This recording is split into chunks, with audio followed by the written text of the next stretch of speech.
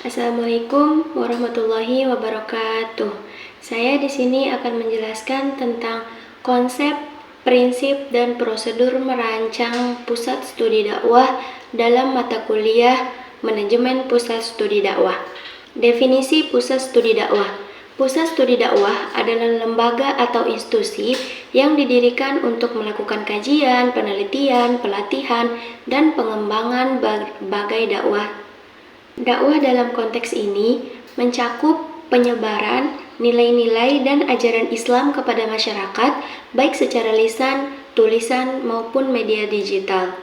Nah, pusat studi dakwah ini bertujuan untuk memperkuat pemahaman agama, memperkaya metode dakwah, dan memastikan bahwa pesan Islam disampaikan secara efektif sesuai dengan kebutuhan dan tantangan masyarakat modern. Nah, pusat studi dakwah ini juga berfungsi sebagai tempat pelatihan bagi para pendakwah yang mencakup penguatan pemahaman agama dan keterampilan komunikasi. Nah, bertujuan juga untuk memastikan bahwa para dai mampu menyampaikan pesan agama secara efektif kepada masyarakat dengan latar belakang yang beragama. Nah, adapun fungsi lain dari pusat studi dakwah ini ialah membangun jaringan dan kolaborasi dengan lembaga-lembaga dakwah lain, baik di tingkat lokal, nasional, maupun internasional. Mungkin ini merupakan pertukaran pengetahuan ya, dan sumber daya dalam pengembangan dakwah yang lebih luas dan strategis. Nah, selanjutnya ada peran dan pengelolaan sumber daya manusia dalam pusat studi dakwah. Nah, potensi sumber daya manusia dalam konteks ini ialah merujuk pada lembaga kemampuan gitu, lembaga dakwah yang merujuk pada kemampuan. Terus merujuk juga pada keterampilan, pengetahuan, dan kompetensi yang dimiliki oleh individu atau tim yang bekerja di lembaga tersebut. Nah, yang dapat dimanfaatkan untuk mendukung aktivitas dakwah dan tujuan lembaga dakwah. Potensi sumber daya manusia ini mencakup segala bentuk bakat dan kapasitas yang ada pada pendakwah tersebut. Nah, pengelolaan sumber daya manusia ini sangat penting gitu, karena di sumber daya manusia ini ada aset utama yang menentukan keberhasilan lembaga dalam mencapai tujuannya, yaitu menyebarkan ajaran Islam secara efektif dan tepat sasaran. Nah, pengelolaan sumber daya manusia yang baik ini juga mencakup berbagai aspek seperti rekrutmen, pelatihan, pengembangan, keterampilan, manajemen karir, dan evaluasi kerja.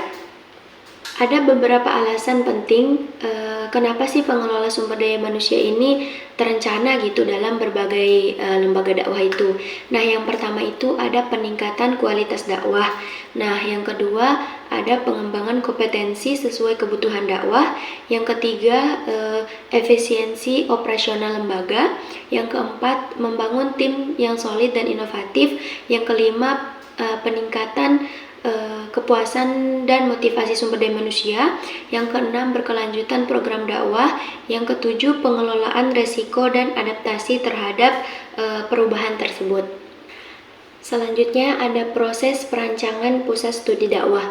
Nah, perancangan pusat studi dakwah ini adalah proses sistematis yang melibatkan penyusunan struktur, visi misi, serta operasional pusat studi yang berfokus pada pengembangan dan penyebaran ilmu dakwah. Nah, konsep perancangan ini bertujuan untuk menciptakan sebuah lembaga yang efektif dalam menjalankan program dakwah baik di tingkat lokal, nasional, maupun internasional.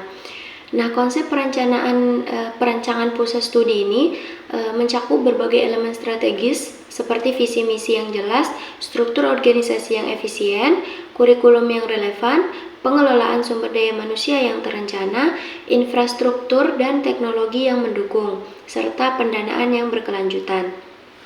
Nah, dengan menerapkan konsep-konsep ini, pusat studi dakwah itu dapat menjadi lembaga yang efektif dalam menyebarkan ajaran Islam, baik di tingkat lokal maupun global, serta mampu beradaptasi dengan tantangan zaman. Nah, adapun prinsip utama yang dipegang dalam merancang pusat studi dakwah ini adalah keselarasan dengan ajaran Islam yang fokus pada kepentingan umat, kemandirian, dan kemampuan berinovasi. Setiap elemen pusat studi dakwah Dari kurikulum hingga tata kelolanya harus sesuai dengan syariat. Selain itu, penting untuk melibatkan masyarakat setempat dalam prosesnya, guna memperkuat kebersamaan dan rasa memiliki. Nah, kemandirian juga harus diperhatikan, baik dari sumber daya maupun pendanaannya, agar pusat studi ini bisa terus beroperasi tanpa bergantung sepenuhnya pada pihak luar. Nah, selain itu, dakwah ini juga harus berinovasi mengikuti perkembangan zaman. Misalnya nih, dengan memanfaatkan teknologi kan untuk memperluas jangkauan. Prosedur merancang pusat studi dakwah ini juga meliputi pertama, identifikasi kebutuhan, yang dimana mengidentifikasi kebutuhan masyarakat itu merupakan target gitu untuk audiens menentukan fokus kajian dakwah itu kemana gitu yang relevan. Terus yang kedua itu ada pengembangan rencana. Nah, di sini kita itu mengembangkan rencana secara strategis untuk mencakup bagaimana sih tujuan kita baik di jangka panjang maupun jangka pendeknya sebelum kita melaksanakannya. Selanjutnya yaitu implementasi. Nah, di sini itu kita melaksanakan rencana itu dengan memperhatikan semua aspek yang telah dirancang, termasuk pengelolaan sumber daya manusia dan pengelolaan keuangannya. Terus selanjutnya adalah evaluasi dan penyesuaian. Nah, di sini itu kita melakukan evaluasi terhadap hasil kegiatan untuk menyesuaikan rencana gitu dengan kebutuhan yang berkembang di masyarakat saat ini. Adapun elemen penting dalam merancang pesan dakwah itu biar dia lebih menarik itu ada beberapa hal. Yang pertama itu kita harus milih desain yang menarik itu. Misalkan kayak pesan itu harus dirancang dengan baik gitu biar dia menarik perhatian banyak orang. Terus yang kedua itu kesamaan maknanya. Nah, pesan yang kita mau sampaikan itu harus dia punya kesamaan makna antara sumber dan penerimaannya biar dia nggak salah paham gitu. Terus yang ketiga itu membangkitkan kebutuhan. Nah, pesan yang harus kita bagikan itu mampu membangkitkan kebutuhan atau minat halayak itu. Terus yang keempat adalah relevansi. Nah, pesan yang harus kita sampaikan itu harus direlevan gitu sama konteks sosial dan budaya masyarakat yang kita mau dakwah itu. Terus yang kelima itu penggunaan simbol. Nah, kita itu harus gunakan simbol verbal maupun non-verbalnya, bisa dia mewakili gitu gagasan secara efektif. Nah, gimana cara kita memperhatikan elemen-elemen tadi itu biar bisa kita lebih efektif gitu menyampaikan apa yang ingin kita sampaikan itu lebih berdampak juga gitu terhadap masyarakat yang mau kita sampaikan pesan tersebut. Mungkin itu saja yang dapat saya sampaikan. Lebih dan kurangnya saya mohon maaf. Terima kasih atas perhatiannya. Jangan lupa like, komen, dan subscribe.